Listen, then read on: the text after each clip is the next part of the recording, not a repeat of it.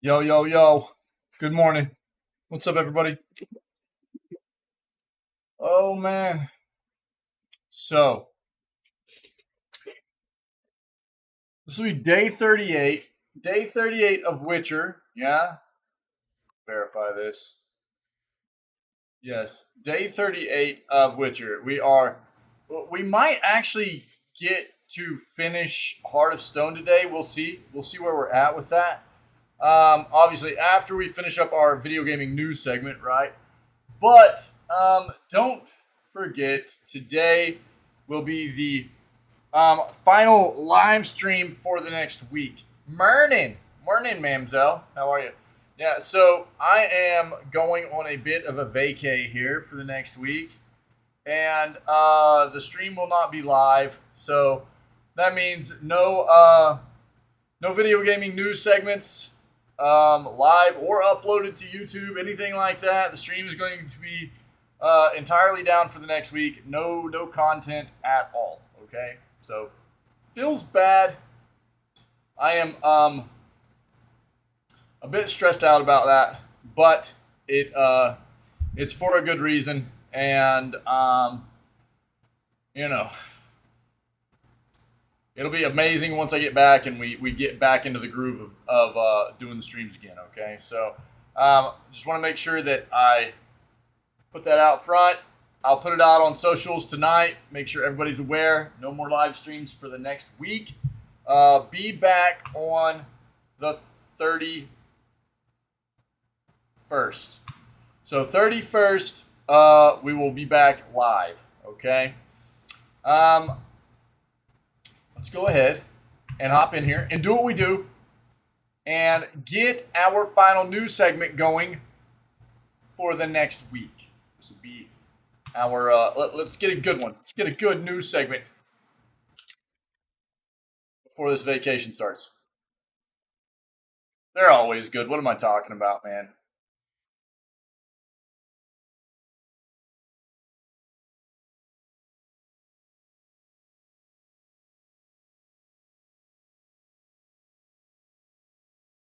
Cool. Looks good. Looks good.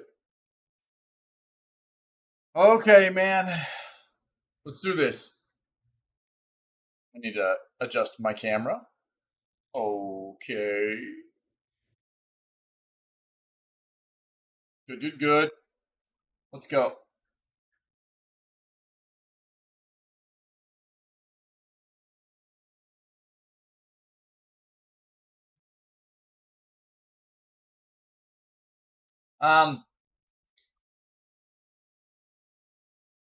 We talked about this yesterday. PlayStation is being sued in the UK. I think this is specific to the UK at this point. But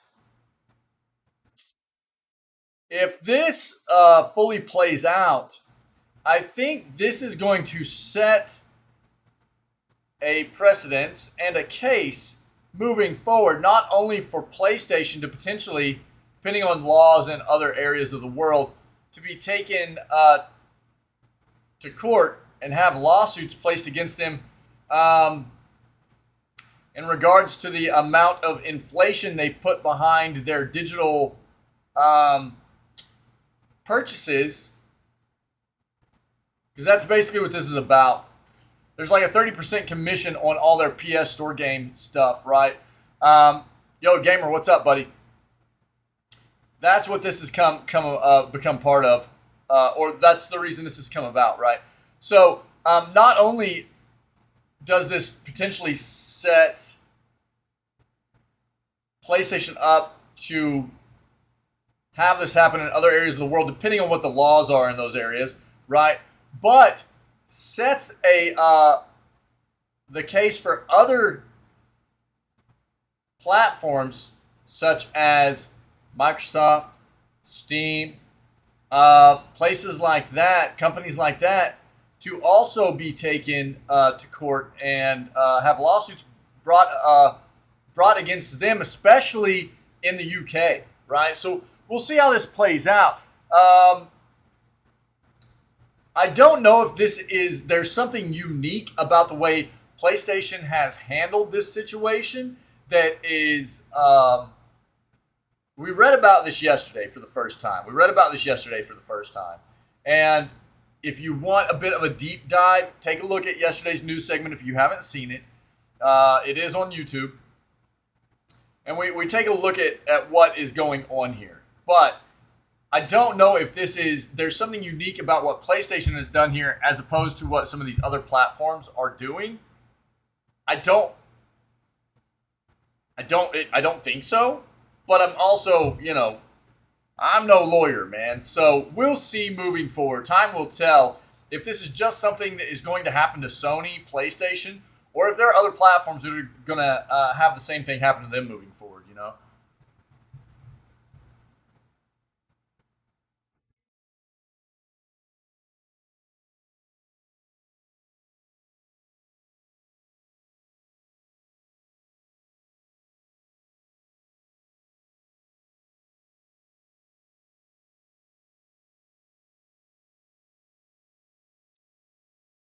So, here's the deal. Today marks opening night live for Future Game Show, right? That should be tonight. Tomorrow actually kicks off Gamescom. But tonight is the actual opening night live stuff. So, again, unfortunately, this is just bad timing for the fact that I'm leaving literally, like, I'm leaving early tomorrow before I even usually start my stream, like hours before that. I've got about a 9-hour drive ahead of me, somewhere around there. So I'm trying to drive through most of the morning to get where I need to get and then just chill for the rest of the day. But just, it's unfortunate. What I'm planning on doing is whenever I get back, I'm going to have us rewatch some of the VODs from the Gamescom stuff. But what I would say is, if you guys are interested in taking a look at the stuff live, you should do that, right? So, again, opening night live is tonight at or today at 1 p.m. today, which would be 1 p.m. hour my time, 2 p.m. Eastern. Yep, 11 a.m. Pacific. I probably won't. I doubt we'll get to watch this. I don't know that we'll even be able to stream as long as we normally would. We might. We'll see. I have things I've really got to get done today to get prepared to take off tomorrow. But we'll see. We'll see how it goes. Maybe.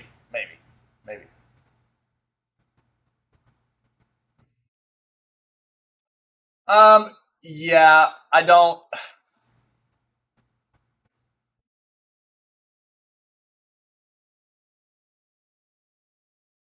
Again, I mean, I do think that other companies. I'm very surface level on the details here, right? I'm very surface level on the details. It does seem like, in regards to what Gamer just put in chat, I am under the assumption this is the same kind of thing that most of these platforms do, right? I mean, as far as the way they make money off of their storefronts and everything. I think one of the things that might be in play here against Sony a bit is what we've read here recently is that Sony PlayStation has actually made it to where it's very difficult to get any kind of digital product codes from anywhere else but their platform, which a lot of places see as anti-competitive, right? So I think that what might be in play here against them a bit is Sony has made it to where you can almost only get products for PlayStation Store to play on their platforms. Excuse me. You can only get games, digital products, that kind of stuff to play on PlayStation platforms through their store. And if that's the case, and they're also making this significant markup as well, right? It's seen as anti-competitive as well as taking advantage of the consumer. You know what I mean? And I don't know if any other companies are in the same boat as Sony as far as not allowing consumers to get digital products from other marketplaces, you know? So that might be one of the things that's in play against them. We saw this in the news not too long ago. So that's one of my thoughts, is that might be one of the things that's playing against them right now. There were a lot of people that saw that as anti-competitive. And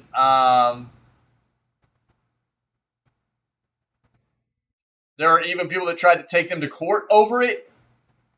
They didn't win because the judge said they didn't show enough proof of how anti-competitive it could be. So in that case, the judge did not see it that way, right? But I don't know, man. I don't have all the ins and outs. I think time will tell.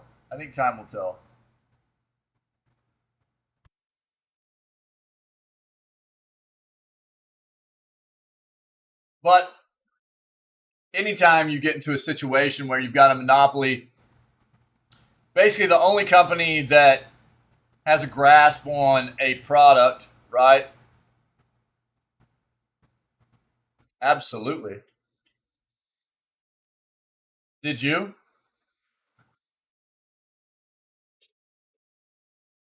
What kind of question is that, dude?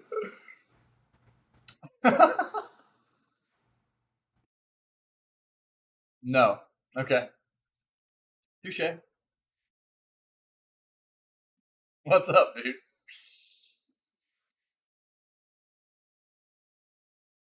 I think a big part of it has to do with the laws in the UK. But it's also one of those situations where that's why in business, quite often they try to stay away from monopolies, right? Avoiding the a single company being able to have a hold on one single product, because it allows them to set whatever overprice they want, and people will pay it because they have no other choice, right? No. Smell extra clean? Thanks, dude. You wanna get a nice good smell in there? Yeah. There you go.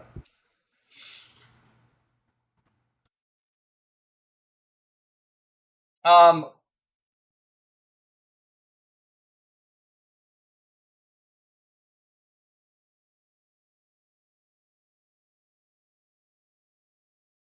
can you top off the coffee? Yeah, man, I got you.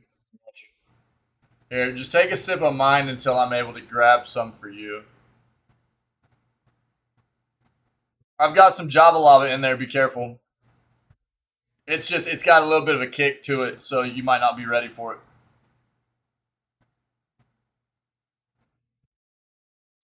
PlayStation event. We've actually got PlayStation Showcase again. This is set to happen the exact same date and time as Disney. You know, oh, spicy. Yeah. You know how we do. So that's kind of weird. I forgot to tweet about that yesterday. I was busy working on doing some VOD stuff, but really kind of odd. Disney and Marvel came out about a week ago saying they're going to do a showcase together on September 9th, right? At like 1 Pacific, I think. And PlayStation came out yesterday saying they're doing a showcase the same exact day, the same exact time, which is really weird. But that's what that's about. All right, PSVR 2 set to release in early 2023. Take a look at that.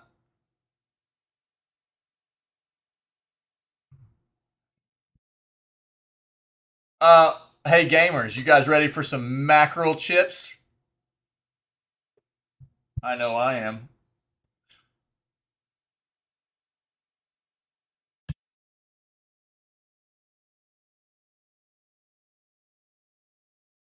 Looks like Street Fighter 6 has a release date and some news.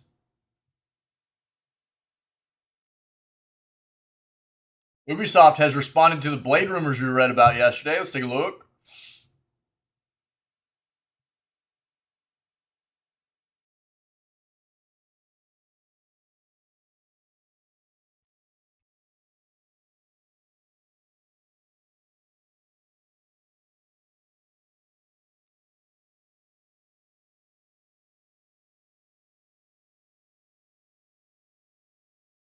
Yeah, I mean, look, I think if you're into playing the stock market stuff like that, uh, even though the gaming industry has kind of slouched a bit, I really don't think you can go wrong with Nvidia. Um, we have another community member. Who is that? Somebody plays around with Nvidia stock. But I mean, I'm not going to read into this, but I don't think that you could do wrong if you're into playing the stock market. I think Nvidia, if you can find a time whenever the stock is down a bit, buying into Nvidia is probably a decent move. And I'm not a stock market guy, so I'm not trying to, just as far as what I know about that company, what they're doing, how successful they are, based on that kind of stuff, because I stay up to date with, gaming industry news and everything. Probably not a bad play.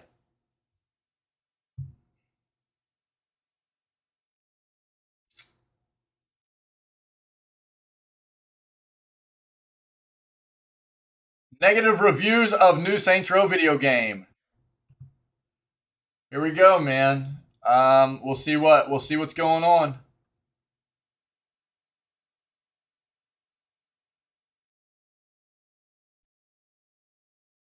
Game on with Amazon's Grand Gaming Days.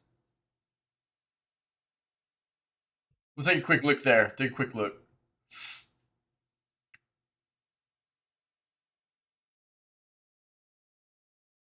Saints Row Reboot reviews are really bad.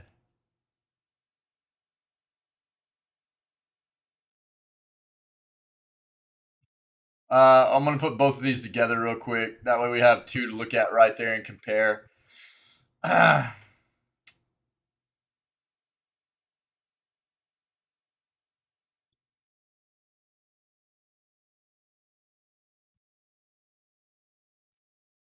Looks like Multiverses has surpassed a major player milestone.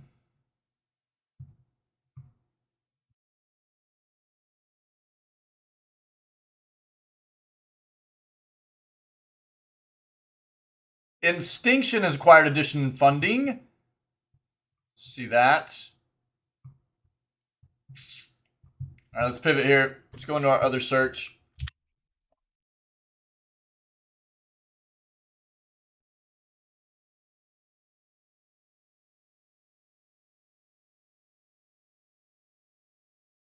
Capcom wanted RE7 to be a live service game with microtransactions. Weird. Let's take a look at that.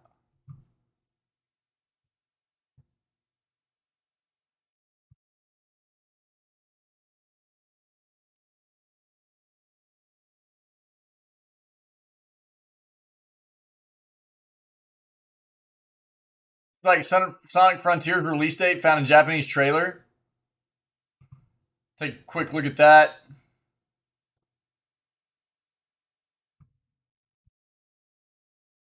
It's like Genshin has officially revealed their new character coming for any Genshin players. All right, man. Coder remake game going ahead. So, Knights of the Old Republic, right? Knights of the Old Republic remake had some news probably about a month ago. 3 weeks to yeah. What's up, Wick? What's up? Like 3 weeks to 3 weeks to a month ago, we found out that Knights of the Old Republic remake hit a snag, right? Um, the uh, the people that were heading up development of that game, the individuals. Oh, you played it yesterday? Sick, dude. Yeah, what'd you think? Pretty good. Um, Basically, they had a showcase that they had within the company to show off what had been developed so far to the heads of the company. Heads of the company immediately fired those individuals. And then they came out and said, Coder is indefinitely delayed. Wants me to join his cult? Well, I think that was very apparent before he even started playing Cult of the Lamb. So, you know, lifted Prius gang, rise up.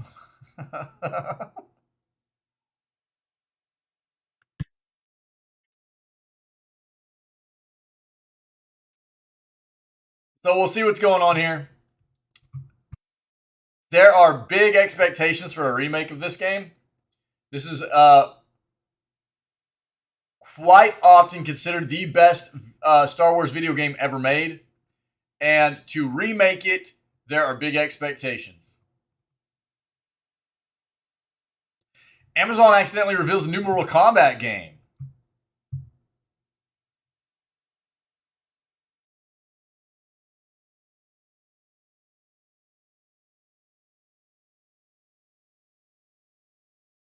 Yakuza creator wants to make a Tarantino game. We got a lot of articles up right now. The fact they want to make a Tarantino game is, I bet there are a lot of developers that have wanted to make a Tarantino game. The creator of Yakuza making a Tarantino game could actually be a really well done thing. The big word here is once. So once, as opposed to the word is a big difference. Them getting to actually bring this to fruition would be amazing. But we'll have to wait and see.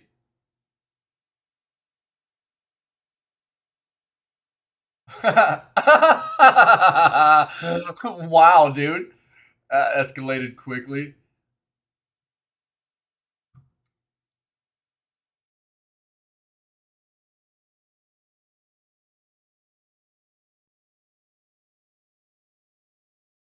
Yeah, again, I mean, my kind of process here was planning on playing Cult of the Lamb after we finish up.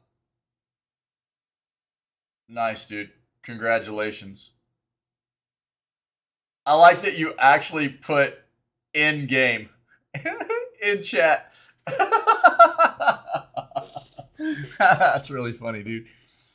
Yeah, my plan was to play Cult of the Lamb. I've said this previously. I've been following Cult of the Lamb for quite a while. I love Devolver Games. I love that publisher. They definitely they publish a lot of games that really flow with they pique my interest quite often, my personality and everything.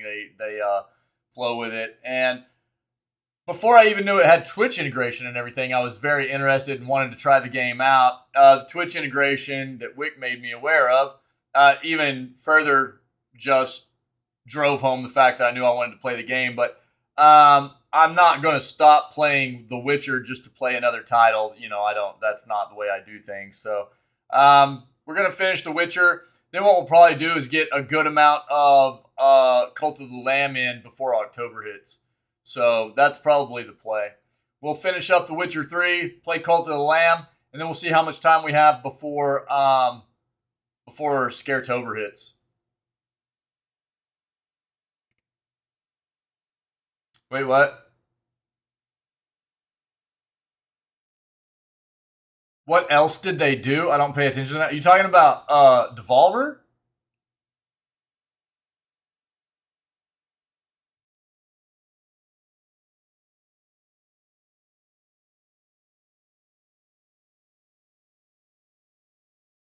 Is that what you mean? Yeah. Oh, dude, Devolver, man. Oh, bro.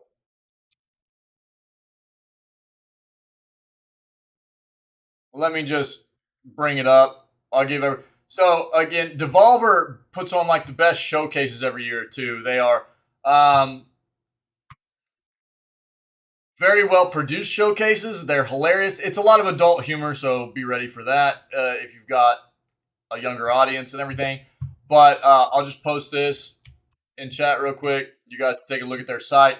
But they Skate Story. This is one that I've been ready to see since we saw it in June. But Skate Story, Plucky Spire. They're doing Return to Monkey Island. They do Pointy, Card Shark, Cult of the Lamb. What's some of their Weird West, Loop Hero? I mean, do they publish? Let me see. So many, dude. It's for me to just start naming them off the top of my head would be rough. But let's just go with PC here. Some of these aren't even out yet. Trek to Yomi, Shadow Warrior 3, Inscription, Death's Door, Loop Hero, all kinds of stuff, dude. Yeah, a lot of indie games. A lot of indie games. A lot of indie games, yep. Carrion, really supposed to be really good. Serious Sam stuff. Exit the Gungeon.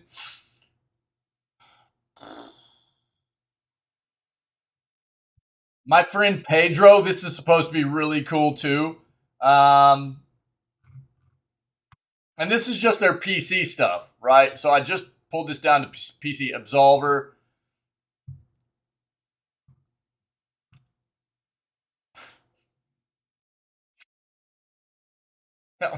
There you go.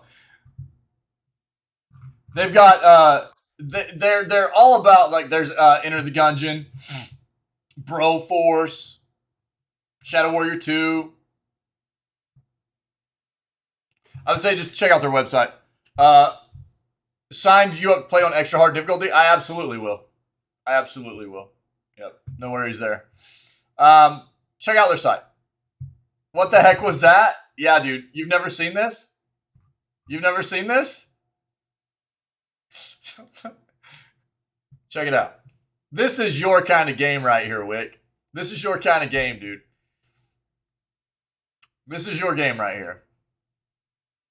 So, Devolver is a great publisher, man. Like my favorite, probably favorite publisher. I love Devolver. So I would say if you're not familiar, that's just a small taste of some of the titles they have. But they're all about a lot of indie devs, supporting a lot of indie dev, publishing a lot of indie dev stuff. It's absolutely your kind of game.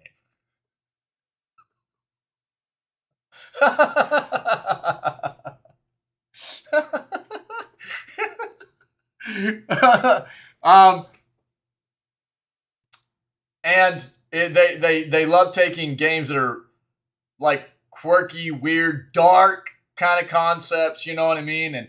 And just wild stuff. They love that, and their showcases every year are amazing, funny, really wild. So yeah, check out Devolver. Great, I love Devolver. You're talking about this.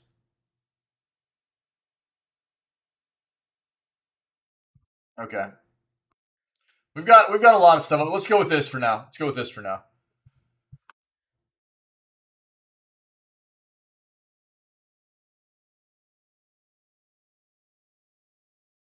Multiverses surpasses major player milestone. Multiverses from developer Player First Games and Warner Brothers Games has hit a major milestone following the launch of its first real season last week. Despite having only launched in open beta on the PS5, PS4, Xbox Series X and S, Xbox One, and PC on July 26th, the free-to-play platform Brawler has already surpassed 20 million players. That's in under a month. It helps, of course, that Multiverses is a free-to-play video game. Additionally, while 20 million players have given Multiverses a shot at least once, and the press release from Warner Brothers Games is happy to tout this fact, that is not necessarily a reflection of the number of daily active users or similar. Even so, it is an impressive feat so quickly. Even with even more additions on the horizon, it seems like the title might only grow. Now, remember, 20 million players already. That's pretty insane. Under a month. They were planning on potentially incorporating some Tolkien characters into this, right? And some Lord of the Rings stuff, and that's no longer appearing to be a thing because of Embracer gaining the rights. Notably, Season 1 is still set to add a number of new playable fighters to the game's roster. Morty and Rick and Morty, are both set to join up this season in addition to Black Adam and Stripe from Gremlins. Multiversus Season 1 is also set to add new classic arcade and ranked modes, and all of that is just this first season. Yeah. Morty is actually supposed to be joining today. It's currently open beta still on PS5, PS4, Xbox Series X and S, Xbox One, and PC. Free-to-play brawler, focus on 2v2 team fights. Yep. There you go. 20 million players so far. That's kind of incredible. Wait, do what? Told the land for like 4 hours, felt like 5 minutes. Dude, that's when you know that you're really enjoying a game, right? If you can play a game for 4 hours and it feels like time just flew by, yeah, that's when you know you're really kind of enjoying a title quite a bit. That's awesome, man. Instinction, a new dinosaur-based game which releases its first trailer in October, released its first trailer in October of last year, announced that they have received over $2 million in additional funding from New Zealand-based investment firm Hilfarents and have been hard at work improving their game. Additionally, they announced that they will soon showcase 2 new dinosaurs. They've previously shown off 2 dinosaurs, the Diabloceratops, Eotoni, and the Carnotaurus Sestri. You can check out both of their trailers below. Read more about Instinction's current state and future plans.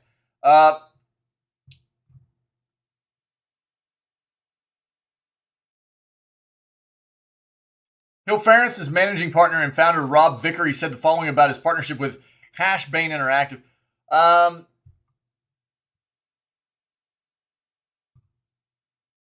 Delighted to increase our investment into Hashbane to $2 million and help fund the expansion of our team to complete the next phase of game development in what we believe is the largest ever video game studio investment from a New Zealand-based venture fund, helping lay the foundations for a new AAA game development studio with a widely audacious vision. This vision is attracting some of the most exciting talent in the industry to our shores, whilst also bringing the world's eyeballs to our burgeoning game economy. Perhaps more importantly to our purpose-driven fund, Hashbane will also hopefully encourage our youth to seek out careers in game development and the creative economy. We already have an incredible team, and the investment has allowed us to bring on more world-class talent to the project. You love a good dino game? Right on, dude. Yeah, let's see this real quick. So this is the Diabloceratops.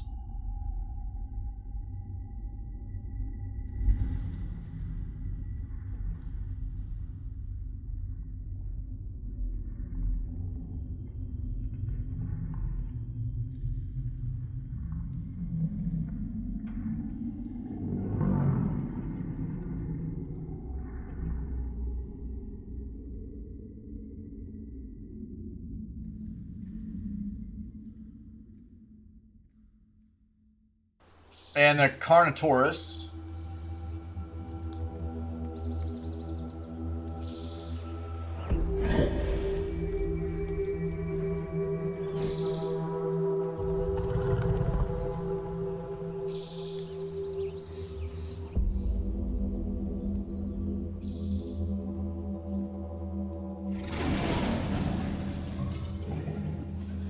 Okay.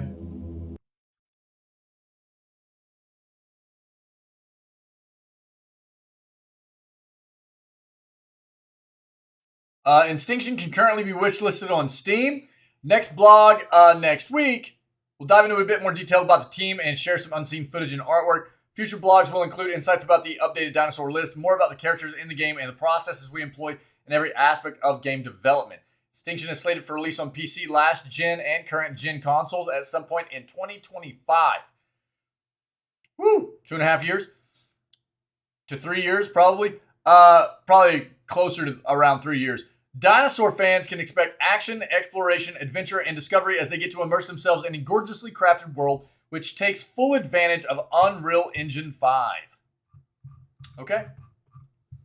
If you're interested in more, 10 out of 10 would not pet. 10 out of 10 absolutely would feed. And make them my pet. You know what I mean? Capcom wanted Resident Evil 7 to be a live service game with microtransactions, but executive producer Jun Takeuchi says the development team fought back. That's awesome. Wait. Makes sense, right? Who needs a lifted Prius, dude, when you can turn a dinosaur into your pet and just ride around on that? I mean, look, dude, if you're going to sacrifice your wife, you might as well just feed her to a dinosaur. Capcom originally wanted Resident Evil Biohazard to be a live service game with online multiplayer and microtransactions. Its executive producer has revealed. In a new discussion with Shinji Mikami on the official Biohazard YouTube channel, Jun Takeuchi explained how Capcom was putting pressure on the development team to implement such features in the game until Takeuchi was asked to join the project and scrapped those plans. When we started working on RE7, we went back to that "what is horror anyway" discussion, Takeuchi explained. I talked about it a lot with RE7 director Koshi Nakanishi. So what are we going to do? We talked about that stuff even before starting work on RE7, actually. And right around that time, there was a big push at Capcom, a big marketing push saying, we have to make the games players are asking for.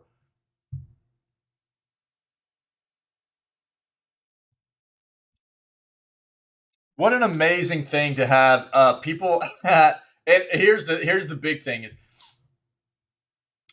I think there are a lot of developers on specific games in large companies such as this that have this mindset, but they don't have the management on top of them to really push back against upper management and say, we're not doing this. This is not what this game is supposed to be about, right? And instead, they have their own management that just takes whatever upper management feeds them and goes, we need to do this. We need to do this. We need to do this. We need to do this. We need to do this, do this, do this, do this, do this. Instead of going, that's not what this is about. My team and I have had a discussion about what you guys are telling us you want, and that's not what this should be. You know, is that an easy thing to do? Absolutely not. But having that person or those individuals as part of your direct supervision that are, you know, have that vision and willpower to see that kind of thing through on a project, see the project through in the way that it should be done, as opposed to what just upper management business individuals think needs to be done. You know, that's a unique kind of thing nowadays, I think. So we were being told, make this, make that. It was really hard on the directors at the time. Online multiplayer this, downloadable content that, ongoing service games, microtransactions, make a RE game that ticks all those boxes. Seriously, there were so many demands. Those poor directors. Finally, our president, Kinzo Sugimoto, stepped in. He'd heard about all the unsuccessful attempts at that point. So this is one of those unforgettable moments for me. It was January 4th, the first working day of the new year. The president called me to his office. RE7 is in pretty bad shape. Takeuchi-kun, step in and help make it. So that's how I ended up working on RE7. Takeuchi explained that when he joined the team, he pushed to enlist Nakanishi as the game's director, then set about trying to remove the live service and microtransaction features Capcom was trying to implement. First, we decided that RE's roots are in horror. We talked about it a lot. the idea of multiplayer got killed off pretty quickly. If we could properly put it together, we could make it an exciting horror multiplayer game. We didn't really have any good ideas, so we set it aside. We went down the list, chopping them out, until we had marketing's worst nightmare. A regular old single-player horror game. That's what we ended up with. But, dude, this is what...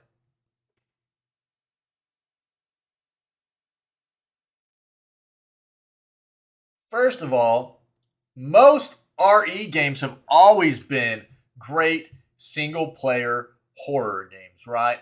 And people love the games for that. And there are so many great horror games out there that are just single-player games, right? The resulting game was an overwhelming critical success, earning a score of 86 on review aggregation site Metacritic. In June, Resident Evil 7, along with the remakes of RE2 and 3, received current-gen upgrades for PS5, Xbox Series XS, and PC. Each update included new gen features, including 4K support, improved frame rates, and ray tracing. That's a really great story. It's so good to hear something like this every once in a while, you know. In the polluted industry that, or the industry that we quite often see is so polluted nowadays with these kinds of mechanics that they wanted, apparently, to be part of RE7 as well, to have the development team go, no, we're not doing that, is kind of very refreshing, actually. So, good on them. And RE7 was very loved. A lot of people really, really liked RE7. So, good on them. Sonic Frontiers release date found in Japanese trailer. Sonic's going to have some stuff competition. I think that's supposed to be stiff. And now removed video appears to have confirmed the release date for this year's Sonic Frontiers from Sega. According to the last screen of now delisted Japanese trailer for the Open Zone take on Sonic the Hedgehog, the game is set to release on November 8th. Oh, dude, no way. What? That's a day before Ragnarok. That's one day before God of War Ragnarok and just over a week before Pokemon Scarlet and Violet. Sonic Frontiers is set to get news at Gamescom opening night live. You can find out more about that there, which host Jeff Keighley has called a world premiere. Perfectly possible this trailer with the November 8th release date was supposed to go live in conjunction with the Gamescom reveal, with any copies of it across the internet now being removed ahead of tonight's show. Developer Sonic team revealed back in June that Sonic Frontiers is the start of a new era for the franchise, with creative officer Takahashi, is that Liazuka, saying, "We really wanted to think about where we need to take Sonic for the next 10 years. What kind of gameplay do we need to start building out to keep people excited for the future? Sonic Frontiers, quote, Sonic Frontiers is that next step for the next 10 years. We hope that fans believe in us. They enjoy what we're showing them. We're looking forward to when they get to play it and really understand what it's about." Dude, that's a bold move right there. So, Sonic Frontiers is slated to release on Xbox Series XS, Xbox One, PS5, and 4, PC, and Switch later this year. That's a bold move. While so many other developers are like avoiding that entire month, basically. They just want to avoid November at all costs because of Ragnarok. God of War Ragnarok is a scary, scary game to almost all software developers right now. They just do not want to release anything at the same time because this is like Elden Ring hype, you know? Not many games get this amount of hype, and Ragnarok is one of the few that you'll see in a year's time frame that gets this amount of publicity and hype around it. And quite often when it happens, developers want to stay away. I know that not everybody's a fan of God of War. That doesn't change the fact that many people are hyped about it, just the same way that it was about Elden Ring. And that a lot of developers, we've already read articles about how developers have delayed from November. Once God of War announced they were releasing in November, other developers delayed out of November because they were scared of it. It doesn't change the fact. I understand not everybody's a fan of every, you know what I mean? Like that, we talk about that all the time. Obviously. It doesn't change the fact that there are a lot of people that really do love God of War, and there are a lot of developers that are scared of it. That's just a fact. That's just a fact. I mean, not everybody is a fan of Soulsborne series games either, but Elden Ring was still a very, very hyped game, right? It just happens. It just happens. There are certain titles every single year that get very, very hyped up because there are a significant amount of gamer population that are very anticipated or get very hyped up in anticipation of those titles, right? There's just no way around it. It is what it is.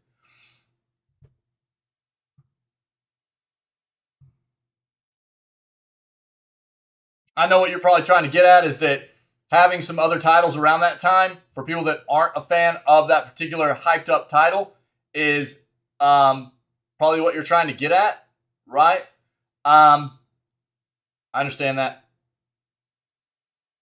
I'm just saying it doesn't change the fact of what how big of a title like those kinds of games are and what they do to the industry in general. It's just funny to me. So I mean, we talk about a game like Sonic, right? We talk about a game like Sonic Frontiers that's already received a lot of criticism. Okay, it's received a lot of criticism for what the game has shown off so far, and then they also do this weird pivot of they delayed, and now they're announcing a release the day before God of War Ragnarok. So they've already received a lot of criticism for the stuff that people have seen in the game, of the game, and then they release like the day before a game which most other software developers are trying to avoid. You know, it's a weird play, man. It really is. It's a weird play. Perfectly possible that this trailer. Yep. We read about that. So I don't know. It could be fine. It could be a good game. Could be a good game. It's received a lot of criticism so far on what people have gotten their hands on and what people have seen of it so far. And the pivot in releasing the day before Ragnarok is just a weird move. I don't think that's. I don't think I'm the only one because my initial thought is the same thing I read in that article too, which was. So I don't think I'm the only one that thinks that. Genshin Impact officially reveals new character. In case you somehow missed it, Genshin Impact developer MiHoYo under a global brand. I mean, it's the same thing you're going to see. Like there are already games that were supposed to be big releases this year, right? You're going to see the same thing happen next year, such as Breath of the Wild 2. Breath of the Wild 2 is going to release next year, right? We don't know exactly when. Same thing's going to happen. It happens every single year. So Breath of the Wild 2 is going to come out with a concrete release date. And you're going to see other games that were already slated to release for that time that delay. They're going to go, no, we're not doing that. They get scared off because it absolutely impacts other games' releases. It doesn't matter. They're not going to do as well as they normally would just because even though there are people that aren't necessarily going to be Breath of the Wild fans, there are going to be a lot of people that are Breath of the Wild fans that normally would play the other game. You see what I'm saying? So that's the thing to take away. There are going to be a lot of people that maybe would have played Sonic Frontiers and tried it.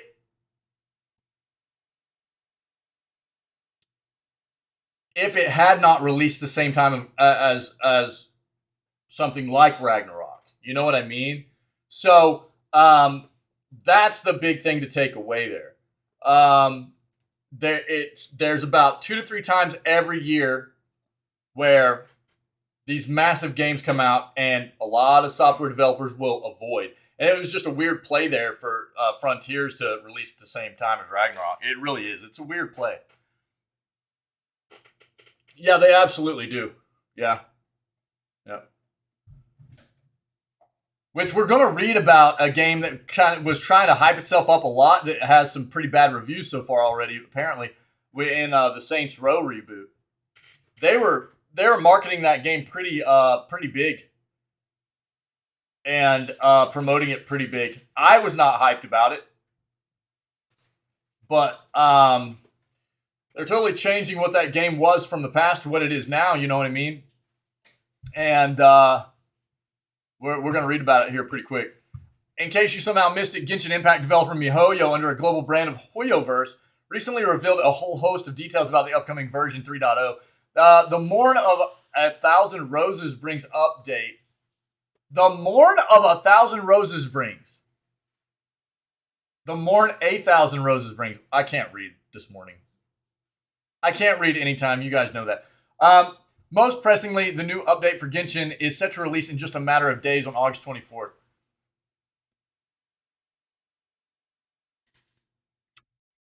I think you might. Well, I mean, I think you might be a little bit surprised there, gamer. I think you might be surprised. And I mean, kids is a very vague.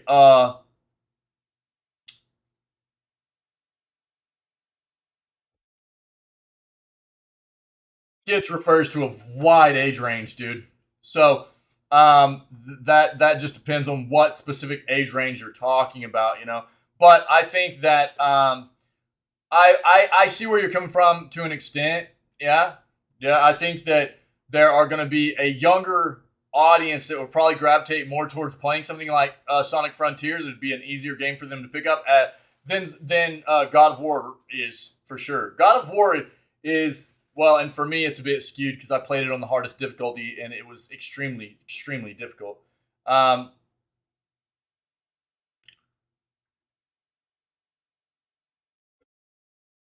Okay, so I mean, you're saying under 15. I would disagree that under 15 is going to gravitate more towards, as a whole, and the entire under 15 age range is going to gravitate more towards Sonic. I disagree.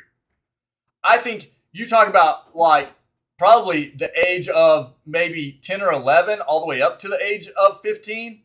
I think probably there's a good amount of those individuals, those kids, that will gravitate towards God of War. Especially when you hit like 11, 12 into that age range. Yeah. They love those kinds of games, man. Whereas I think, probably a little bit younger than 10, stuff like that, probably Sonic's more, and that's just my opinion. But that's the way I would view that.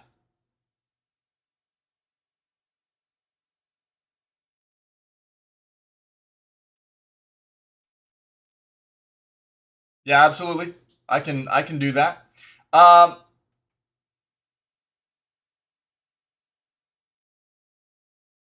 right, buddy. Yo, have a great day, man. As always, thanks for being here, dude. Stay safe. Stay safe, man. If I don't see you for the rest of the day, dude, I'll see you next week. Okay? Yeah.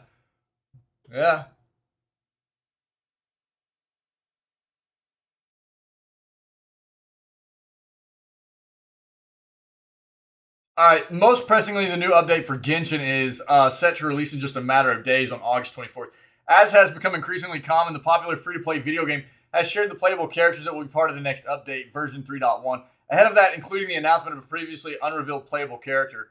More specifically, it would appear that the Electro-attuned Sino, Hydro-attuned Nilo, and Hydro-attuned Cadence will all be playable as part of Genshin Impact's version 3.1. The first two had previously been revealed, but Cadence was only officially revealed for the first time as of today. She is described as the guardian of Aru Village and a descendant of King Deshret, which will likely make more sense with the launch of the new Sumeru region. You can check out what Cadence looks like for yourself embedded below.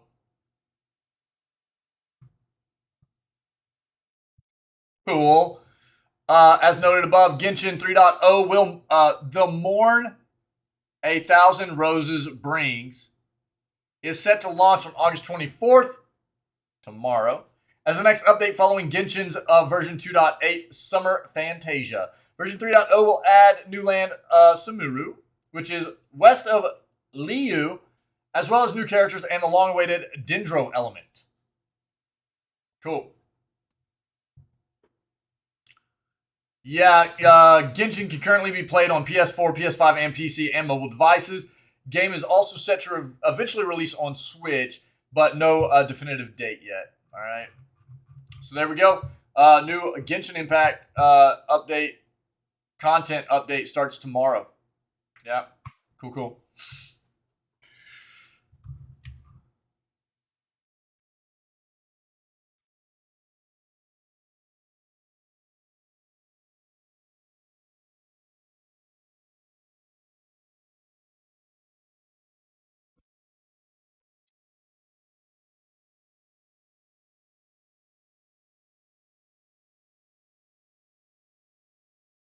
All right, Knights of the Old Republic game going ahead. I don't think there was really ever a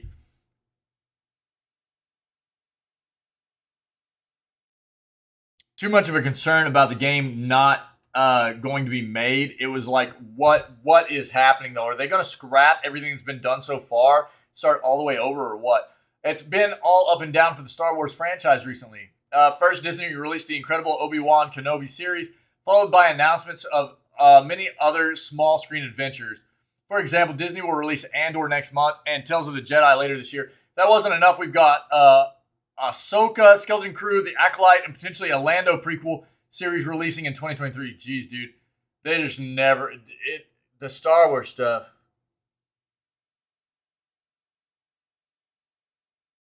I just can't.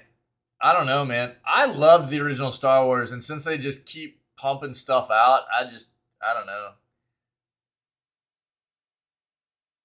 Let's not forget the video games like Jedi Fallen Order, Hunters, and Eclipse. Seems like the galaxy far, far away is just brimming with content at the moment. You mean polluted with content. Sadly, for every release, Lucasfilm cancels a few things. One of these appeared to be the Coda Remake game, also known as Knights of the Old Republic. It didn't get canceled.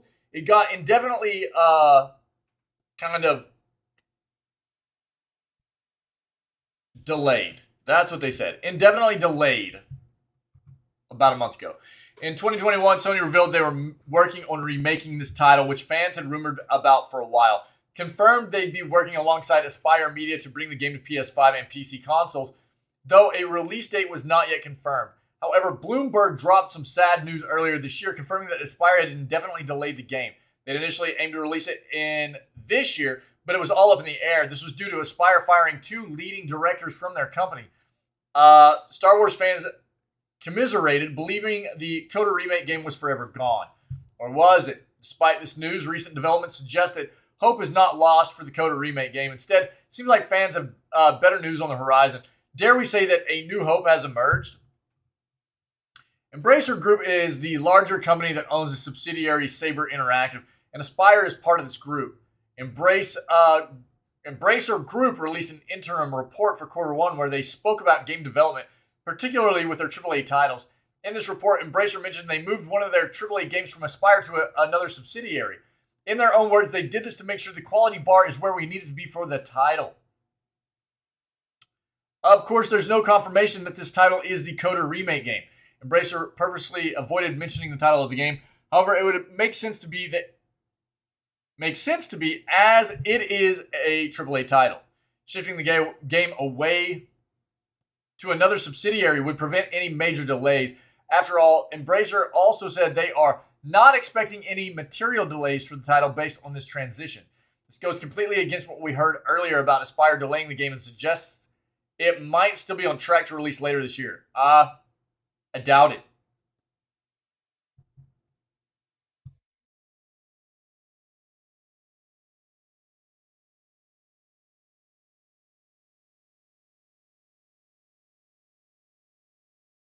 Yeah, there hasn't been much official confirmation on any of this.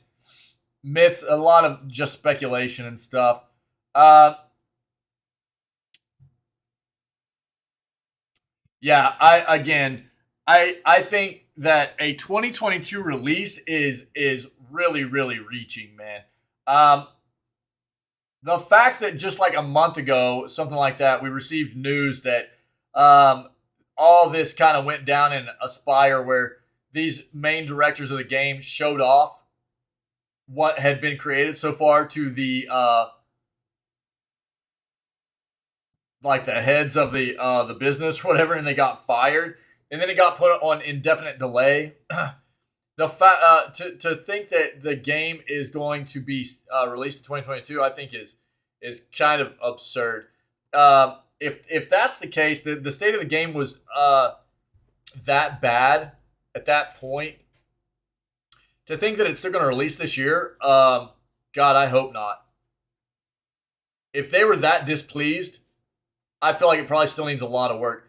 So maybe 2023, but I would say probably a good possibility that 2024, even early 2024, is a more likely kind of scenario there. So we'll keep our eyes and ears open for more on this front. But I think the main thing is, like, you talk about this. This is such a beloved game. You're going to take a game like this and try to remake it. You better do it right. So, we'll see what happens. Amazon accidentally revealed new Mortal Kombat game. Amazon has accidentally revealed yet another game, and this time it's a new Mortal Kombat game being released to celebrate the 30th anniversary of the franchise. Here's what we know about the game and the release date. Yeah,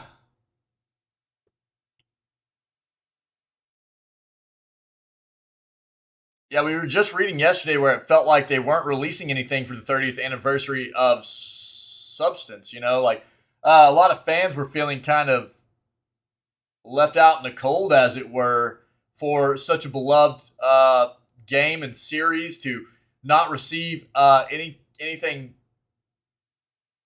decent for the 30th anniversary, and here we are. On Amazon has accidentally leaked the Mortal Kombat 30th anniversary bundle by listing the product on their site ahead of the studio revealing it.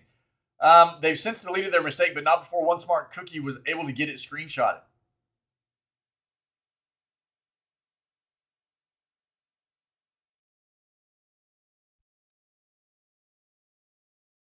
Why does Amazon keep doing this? Seriously, this shouldn't be happening on such a constant basis at such a huge company, and yet the same mistake keeps being made. Well, we aren't complaining.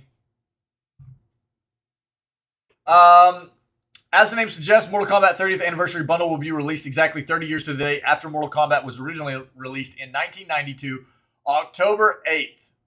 So October 8th, the 30th Anniversary Bundle will be available. Not long at all. The game looks to be fairly cheap if it's being listed for only £30. That would be about $40 or euros. Are you hyped? What does it have?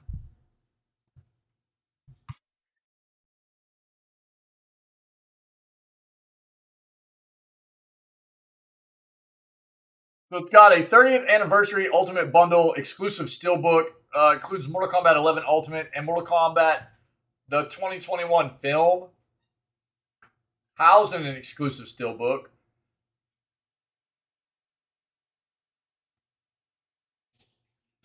That's it.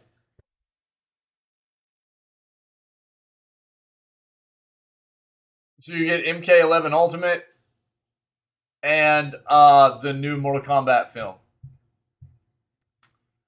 Okay.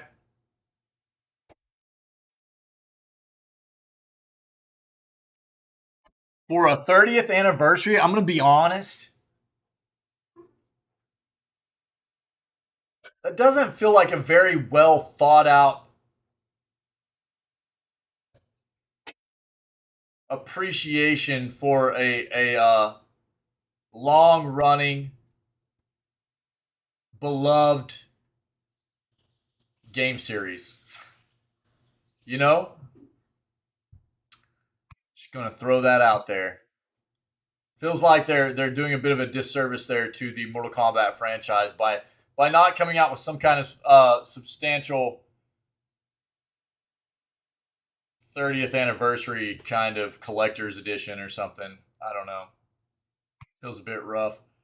PSVR 2 set to release in early 2023. PSVR 2 is the hotly anticipated next entry into the virtual reality market. While we have been learning a lot about all the technology that will be packed into the headset, there's been one piece of information that many people have been clamoring for, and that, of course, is the release of the headset. While many rumors have been circulating of an early 2023 release date, appears today we have official confirmation from PlayStation about the release window for the headset. Today, the official PlayStation Japan Twitter account posted a simple tweet that simply stated PSVR 2 early 2023 release. While this has always been the assumed release window for the headset, this is the first time PlayStation itself has put a time frame out into the public space. We will undoubtedly hear more about PSVR 2 in the upcoming months up to its release, as there is still plenty of unknown factors about the headset, from its price point to what the official lineup of games will be. But for now, it is great to know that in early 2023 there will be a new VR headset on the market for consumers to get their hands on. Hopefully, PlayStation won't face any supply issues with the headset at launch, which has also been a major struggle until recently for PS5 consoles. All right. It's coming.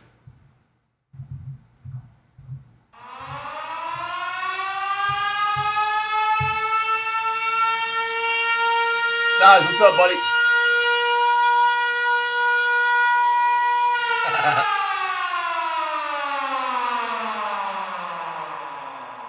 Size matters fizz rating with 1 viewers.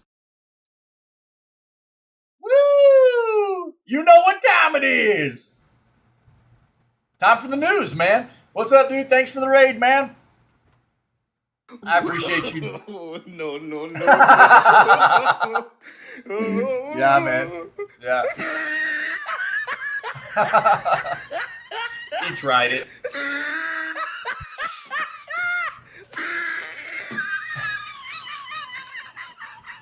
He tried it.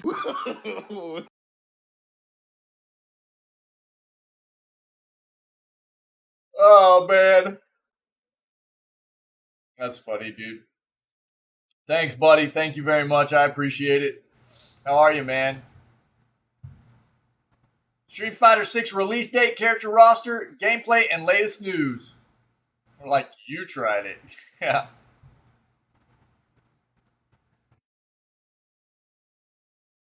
Ugh. Doing all right? Better than not all right, man. As always, I appreciate you, man. Thank you very much. I'm good, dude. I'm good. Last day before the stream's down for a week, so that feels bad to me. I don't like that. But it is what it is. So just trying to remind everybody and prepare to get ready. Or preparing. I've been preparing the best I can. I'm gonna miss all of you guys, man. It's the stream's never been down like this, and no more alert noises. Yeah, I mean, I'll be back, dude. It's just, it feels so weird. This, I love doing this. I love being here every day, and this is so many. This is so many laughs, and this is my light, man. I love doing this.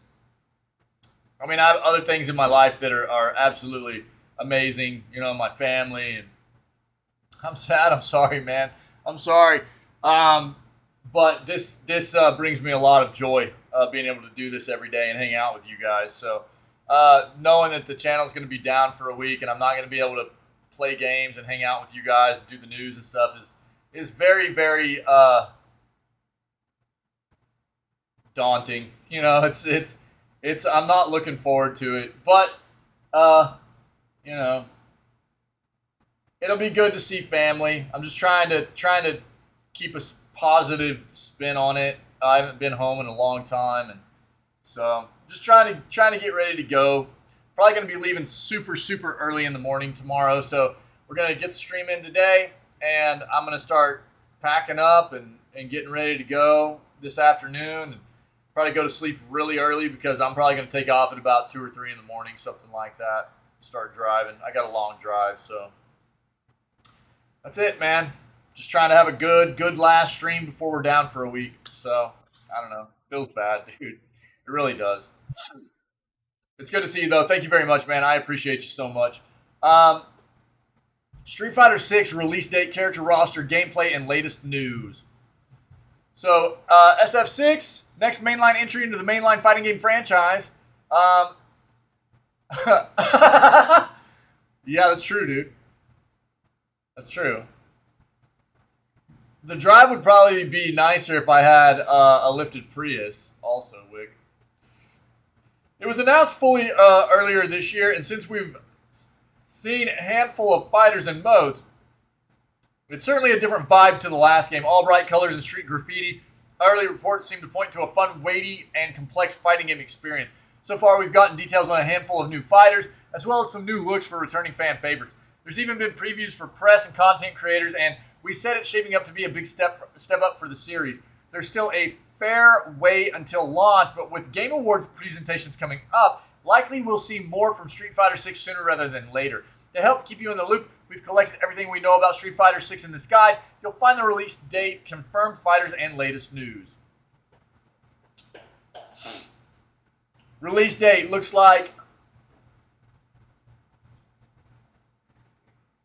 that's not definitive, dude. That's an entire 365 day range there.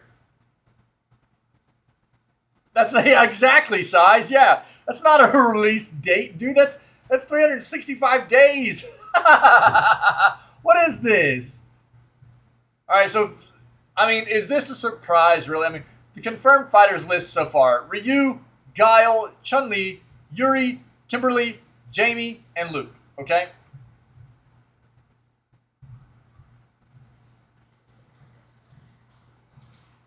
Funny enough, Luke was one of the last fighters to make it into Street Fighter V. Luke was one of the last fighters to make it into Street Fighter V, if I remember correctly. And he's one of the first ones to make it into Street Fighter VI.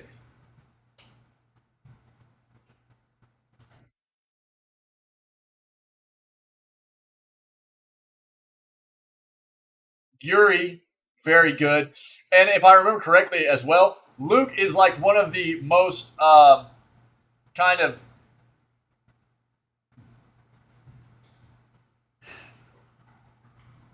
easily playable characters, if I remember correctly. I don't play Street Fighter, but I do watch some of the competitive stuff occasionally.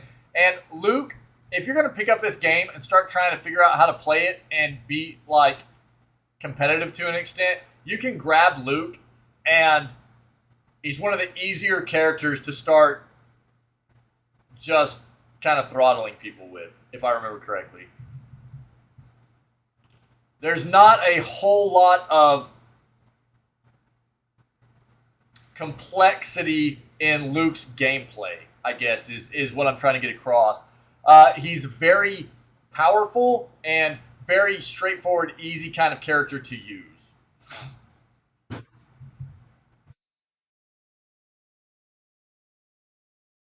Kimberly, Chun-Li,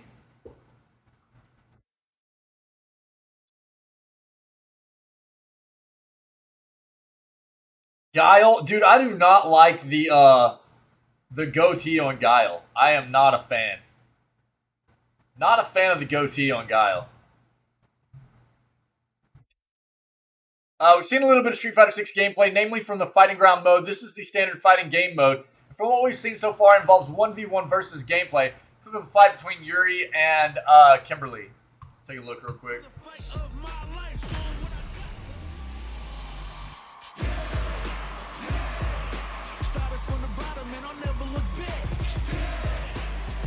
The game looks good.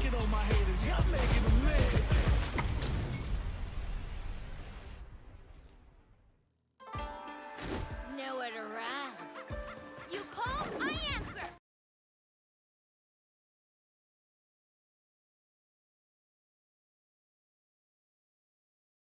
Yeah, they might release some more info at Gamescom, which, by the way, opening night live is today. I don't know that we'll be able to catch it during the stream because I've got things I got to start getting ready for the trip. But we are definitely going to do a recap of Gamescom whenever I get back, okay?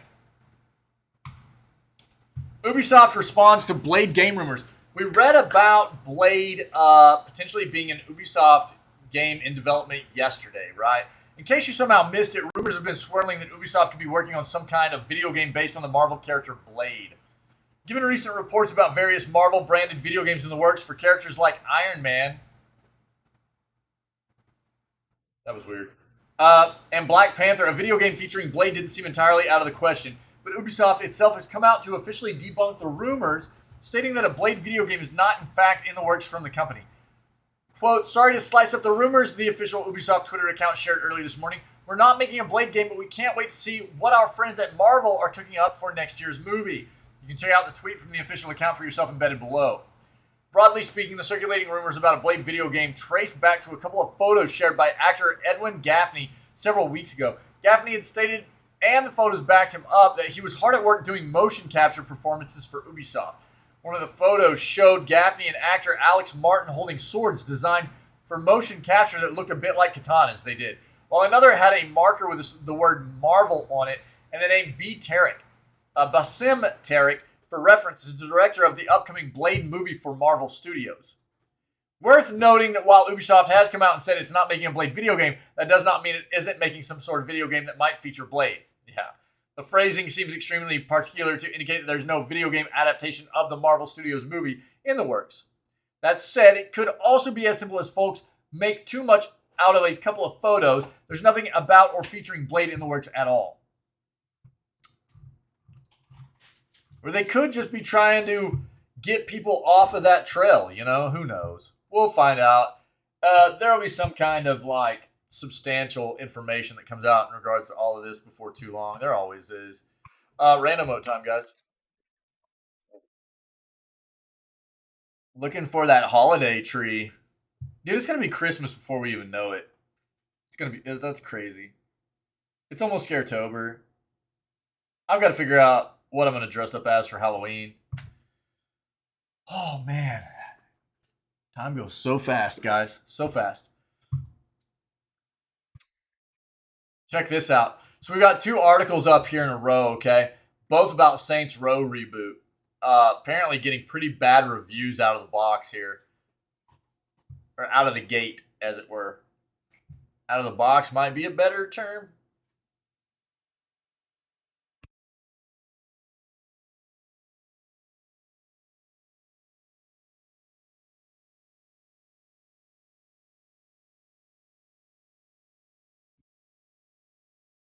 Embracer Group takes a hit as new game is panned. Negative reviews of the new Saints Row video game are hitting at an awkward time for Swedish gaming giant Embracer Group as it tries to prove itself a powerful player in the industry. Driving the news, critical drubbings of the game commenced at 10 a.m. Eastern today. When was this? 16 hours ago. So this was actually yesterday, right? The stock price for Embracer Group dove right after, down more than 7% for the day. Critics have called the game terrible, generic, and more like a repetitive retread than a proper reboot. To be fair, another call it worthy of your time. Here's something that we talk about quite often, right? I think there's definitely something to be said for getting a nice consensus of what a lot of player reviews have to offer about what a title is going to present to you, right? Quite often, if you are interested in the game, and such as, going to Steam, for instance, right? It doesn't matter. Go to Ultimate Fishing, right? And then you go to all reviews and close that. We're talking about overall 89% of the almost 4,800 reviews are positive, right? So if you're interested in fishing games, this is probably going to be something you'll get an amount of entertainment out of, right? Reading further into, I think, this kind of stuff is probably going to give you a pretty good idea, and this is the kind of stuff that I really look for. Finding a review that lists both pros and cons of the game, right? This person has almost 40 hours in the game at this point. So I would say they probably have a pretty good idea of what is good and bad about the game. I could probably put an amount of stock into this kind of review, right? And once you read an amount of these, and I both take a look at what people say good and bad, this is a bad review. I got a refund. The game is mad. That doesn't tell me anything. That's a bad review. But I very much enjoy people that give very, detailed reviews of both pros and cons. Whether it be a recommend or a don't recommend, a good review will tell you both the things they found to be positive and negative of that game. Now, does what most people find within a game, if 90% of people find a game to be enjoyable, mean that you're going to enjoy it as well? Not necessarily, no, right? And we talk about that a lot. So I think that's something to keep in mind. And this is a great example, right? Apparently there are a lot of people that are saying that this is not a fantastic reboot, but somebody else said it was worthy of your time. So somebody had fun playing it, and there will be other people that probably have a decent time playing this game. So just because maybe a majority of people right now are saying that this isn't a fantastic experience does not mean that you necessarily would have the same experience. This new Saints Row from longtime studio Volition was meant to revive the long-running open-world interactive crime franchise of the same name. The series began as an off-brand Grand Theft Auto, had morphed into something more outrageous and comedic. The new game, more serious than its recent predecessors, is also the first big-budget or AAA release from the Embracer family of companies since the Swedish holding company began turning heads with its studio shopping sprees. This new Saints Row is one of the two AAA games Embracer management touted last week to investors, the other being an early 2023 title that is widely expected to be Dead Island 2. Embracer has bought dozens of game studios in recent years, has a chart on page 24 of its August 18 interim report to prove that most of the projects from those teams have had a solid return on investment. We saw they're actually in the process. Did that? I don't think it's come to, they finalized the deal yet, but they are buying all the North American development studios from Square Enix. They're getting Thief, Deus Ex, Tomb Raider. They just bought a bunch of other studios up. They're really making a lot of moves. They just got all the Tolkien rights for like Lord of the Rings, The Hobbit, all that stuff. They just got all the Tolkien rights to video games. They're doing a lot of things. The expenses of AAA game development are what leads mega publishers like Square Enix to lament the relative underperformance of multi-million selling Tomb Raider games and sell the studios making them, the soon-to-be owner of Tomb Raider and its dev studios, Embracer. Right? Like I just said. Bad reviews don't necessarily result in bad sales, but they seldom help. Embracer has enough studios working on enough projects that even if Saints Row proves to be an all-around dud, it has plenty of other opportunities to post a critical and commercial success. It's also signaled its awareness of the importance of game quality, recently shifting one major title from one of its internal studios to another. We read about that this morning. The speculation surrounding that is that it is the Knights of the Old Republic title. Okay? The Knights of the Old Republic remake. I played Saints Row 2 and did not have a very good time. 2 also. Not Saints Row 2. They played Saints Row, the new Saints Row as well. Gave it 4 hours, during which it crashed at least 3 times. Oh, that's rough. The run, drive, shoot gameplay felt generic. The story of plucky young adults forming a gang against cartoonish gangsters and cops, and eye roll. My favorite bit, the game's marvelous character creator, which can be toyed with for free. Yep. This came out well before the game actually released. Okay, let's read this other one real quick. I got to be honest. This is what I was worried about in the first place. It looked kind of generic. And it just... The whole,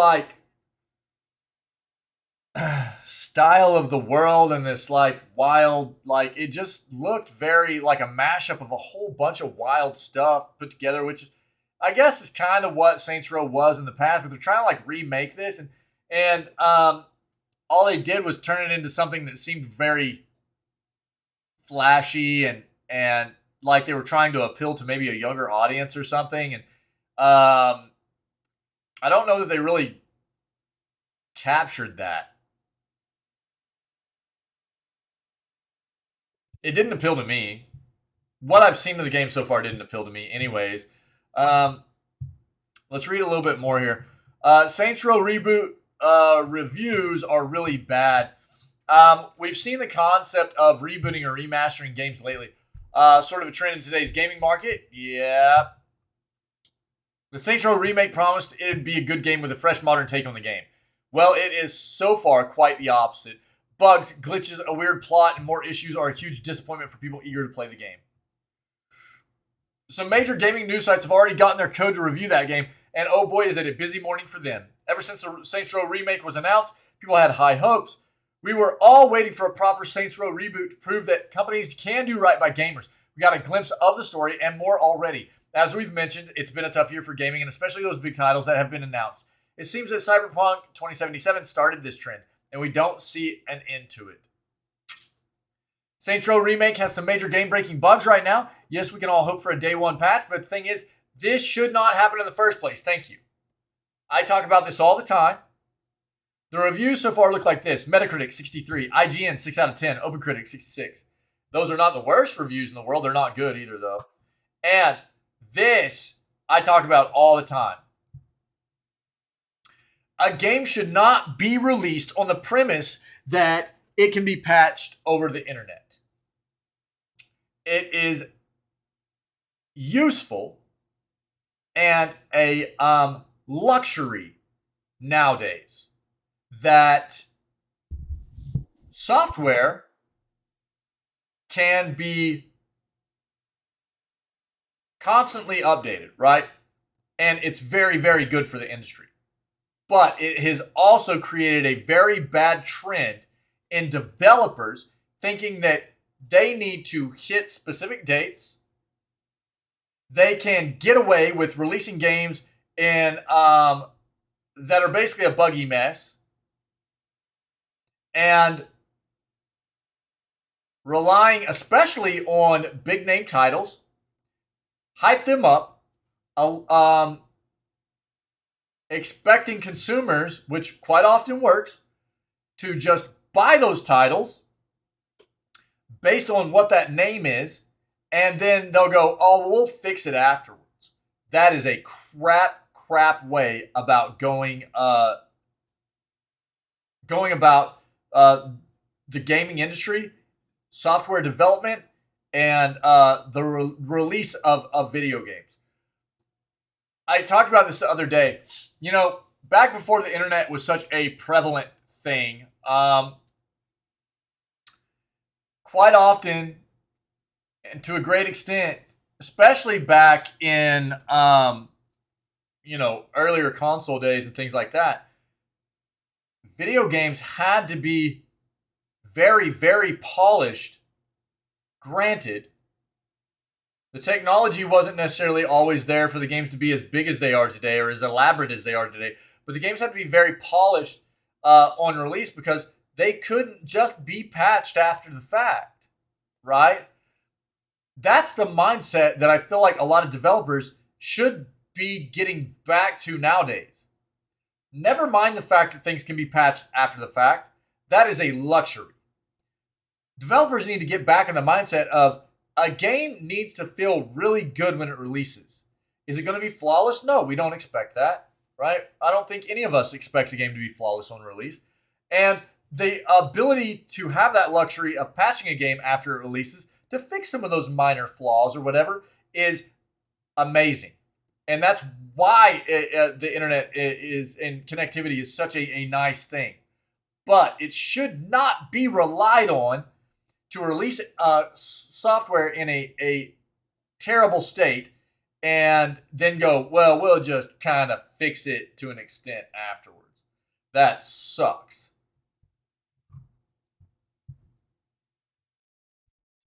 On Metacritic, we have reviews from all scores. Emotional damage. Emotional damage. I know. I was expecting more of shut your pie hole is what I was expecting. Thanks, size. Yeah, they're getting lower by the hour. The main focus for the low scores is that the game has a lot of bugs in its open world. Mix that with an uninteresting story and characters, and things are not looking good. On the other hand, we have Skill Up and a well-known YouTube that reviews big games. He didn't hold back and said everything bad about the game. Its story, characters, and bugs are breaking the game and more. IGN mentions that the open world doesn't help too much in regards to the freedom the player has Despite the fact that you can customize your character, it lacks identity for both veteran Saints Row players and even some who've only played GTA. More reviews are likely to come out in the following hours and days, yet this isn't looking too hot. Saints Row Reboot reviews are not good so far. Something to give players the chance to live again in this franchise that had a good standing in the past. So far, it seems that it isn't happening. It is very sad to see another big title launch with bad reviews, bugs, and an unfinished state. Shut your pie hole sound voice? What do you mean? There is one.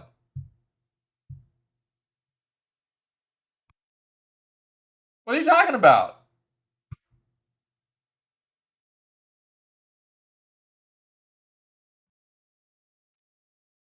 Hey, shut your pie hole, buddy.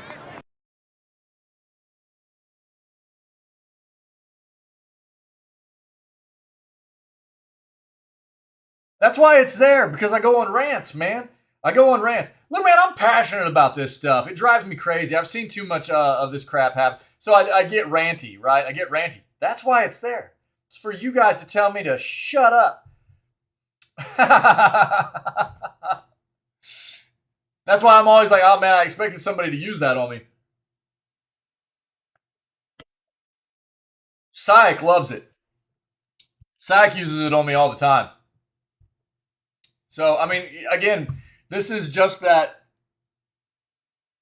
another example of a software release, a game release that shouldn't have been released. It appears. I mean, we'll see more in the God.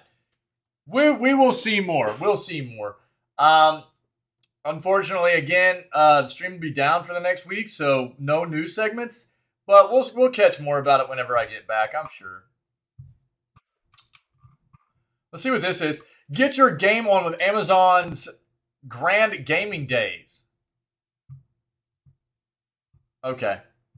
Looks like there's a lot of just like tech stuff on sale on Amazon right now.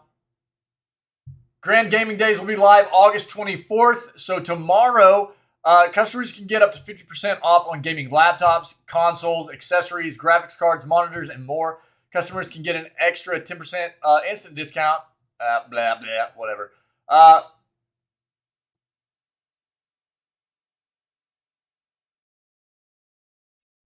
Yeah. Yeah, it looks like there are a few different Amazon deals going on for just some tech stuff, especially in the gaming realm.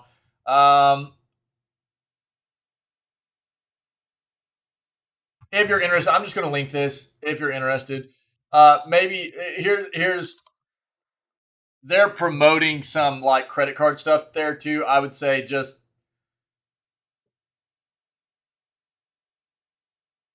limit yourself on credit as much as possible. People get themselves in too much trouble with relying on credit if you can. What I'll say is if Amazon's getting got Grand Gaming Days coming up, that means other stores are going to start sales as well. Okay, so here's my tip for you. Okay, go to Slick Deals. This is a site, community-driven site that you'll be able to find all kinds of. I mean, we're talking across all kinds of different products that you might want to buy. But specifically, if you look right here, you'll find video games, TV, computer, stuff like that, right? Miso, what's up, buddy? So tech stuff, okay? Community-driven site. You'll get thumbs up for people that think this is a good deal. This is their front page. Usually front page Slick Deals show the better deals that have come across. And I'm talking you're seeing everything. Tech, laundry soap, clothing, you name it. You'll find all kinds of stuff on here. Anytime there's a big sale going on anywhere, there are going to be other companies that want to get involved and try to feed off of that, right? So you see Amazon do gaming deals. Target's going to get involved. Best Buy's going to get involved. They're going to run a sale too. And this place is, again, you'll have community members that post sales they find from different sites. PlayStation Store, Best Buy, Xbox, CD Keys, B&H Photo, Lowe's, Amazon, you find all over the place, T-Mobile. So my advice, this is a very good site. It costs nothing. You can look at reviews on whatever. Let's go back. That's not what. This PlayStation 5, you can look at comments from people that, is this a good deal? Their experience with the product, things like that, right? So if you're in the market for anything, this is a good site to look around on, okay? That's my 2 cents there. Okay. My last article for the day, for the if this will be the last news segment for the next week, because again, I'm going on vacation. Feels bad. It's bittersweet. I'm getting to go see family that I haven't seen in a long time. That's why I'm taking an extended time away. It's a long trip and everything, so it just makes sense to go ahead and take some extended time. I'm gonna miss you guys. I really am. So if you have anything else to add to the news segment for the day, let me know, and I'll address it before we move on to our gaming stuff. Okay, guys?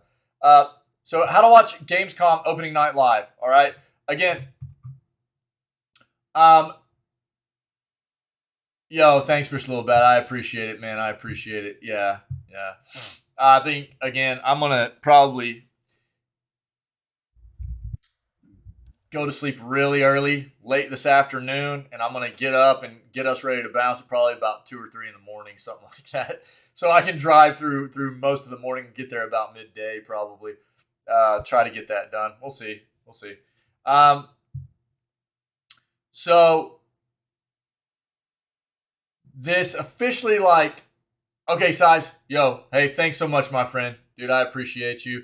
Thanks for the raid.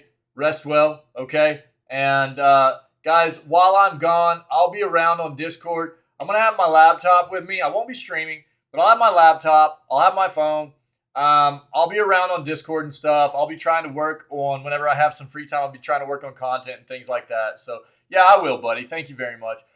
So I'll try to stay in touch with everybody as much as I can. Obviously, I'll be focusing on spending time with family, so I'll be kind of in and out of contact and stuff. But, you know, I'll try to do my best to stay in touch with everybody and see how you're doing while I'm away, okay?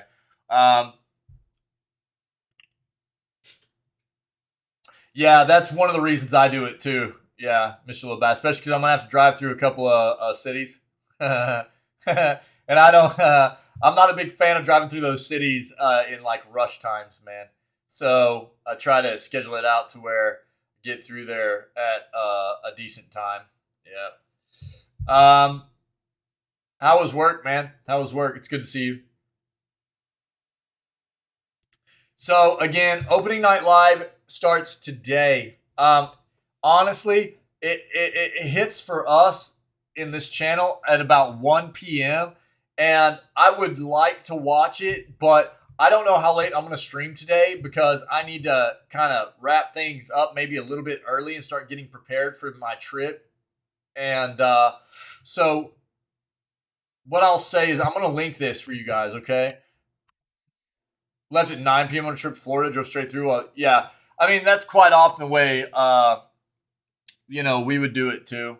And before we moved where we live now, man, it was like a 22-hour trip for us, man, to go see one side of the family. And so that's like almost a day's worth of driving, but we would usually just do it straight. So it didn't really matter what time you left. It was like, what time do you want to get there, you know? That's you usually left like around that same time. What day you want to get there the next day, you know? So this is how you guys can watch the opening night live today. I'm gonna link that. I'll keep this up, but there's also which one is it? I think it's this one. Yeah. So this is the schedule for the rest of the future game show stuff as well. Okay. So this is the link for that also, which is like the 24th through the 26th, I think.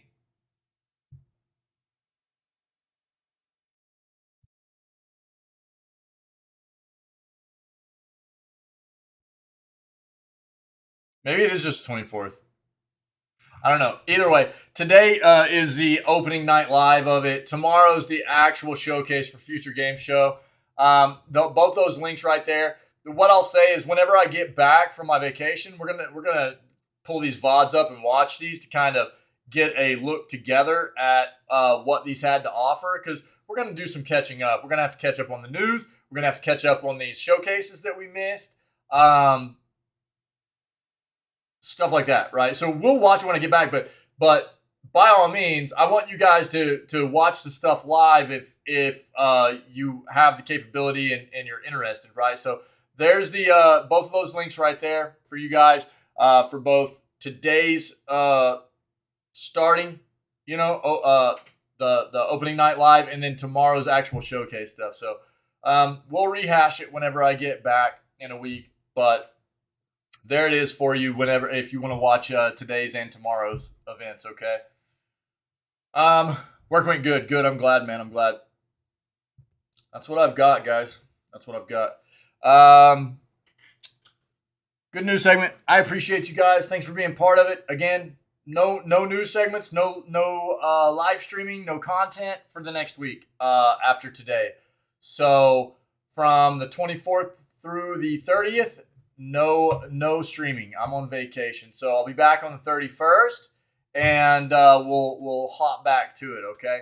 I'll put stuff out on my Tweeterverse and